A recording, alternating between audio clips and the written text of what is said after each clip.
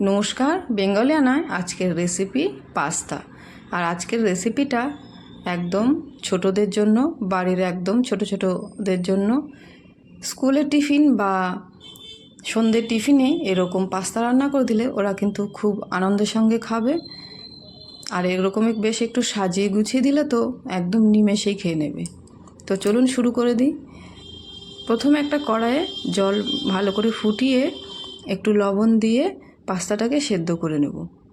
আর pasta সেদ্ধর সময় চাইলে ওর মধ্যে একটু রিফাইন তেল অ্যাড করতে পারেন, আমি অ্যাড করছি না। আমি পরে পাস্তাটাকে একটু ধুয়ে নেব, তাহলেই একদম ঝুরঝুরে হবে। তো পাস্তাটা সেদ্ধ হয়ে এসছে অনেকটাই, তো একটু নেড়েচেড়ে দেখে নেব। পাস্তাটা সেদ্ধ হয়ে গেছে, এবার জল ঝরতে দিয়ে দেবো। একটা ঝুড়িতে জল ঝরতে দিয়ে দিয়েছি। তো এবার একটা কড়াইয়ে তেল দিয়ে তেলটাকে একটু গরম করে কিছুটা পরিমাণ গাজর আর বিনস একদম কুচিয়ে নিয়েছি, আর এর মধ্যে একটা কাঁচা লঙ্কা অ্যাড করে দিয়েছি। একটু লবণ দিয়ে বেশ ভালো করে ভেজে নেব। কাঁচা লঙ্কাটা আমি কম দিয়েছি যেহেতু বাচ্চারা খাবে।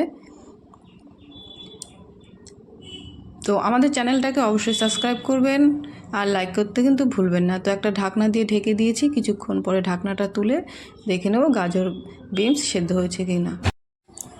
বিনস আর গাজরটা সেদ্ধ হয়ে গেছে। এবার এগুলোকে একটু সরিয়ে এর মধ্যে দিয়ে দেবো ফুলকপি আর কড়াইশুঁটি। ফুলকপি আর কড়াইশুঁটিটা আমি আগে থেকে একটু সেদ্ধ করে নিয়েছি। এবার এর মধ্যে একটু হলুদ দিয়ে, হলুদটা দেওয়া জাস্ট কালারের জন্য, ভালো করে নেড়েচেড়ে ভেজে নেব।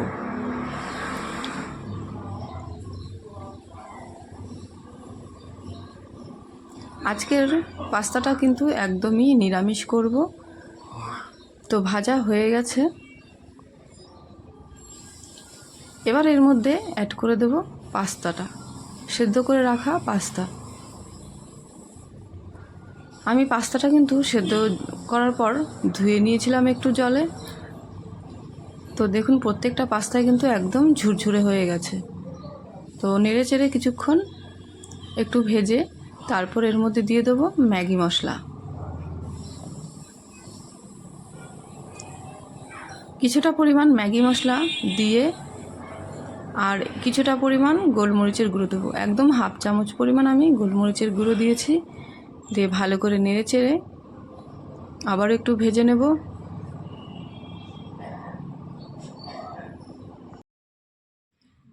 তো ম্যাগি মশলা আর গোলমরিচটা দিয়ে একটু নেড়ে চেড়ে ভাজা ভাজা করে তারপর এর মধ্যে একটু দিয়ে দেবো টমেটো সস।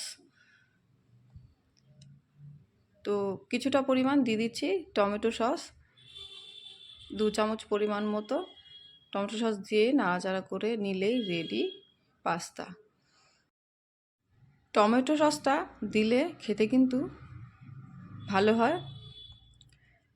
তো রেডি মোটামুটি একদম, আর একটু নেড়েচেড়ে ভেজে নেব, নিয়ে নামিয়ে নেব। তো কেমন হলো আজকের রেসিপিটা অবশ্যই কমেন্টে জানাবেন। এবার একটা প্লেটে নামিয়ে ভালো করে ডেকোরেট করে নেব।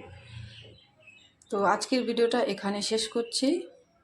সবাই ভালো থাকবেন, সুস্থ থাকবেন।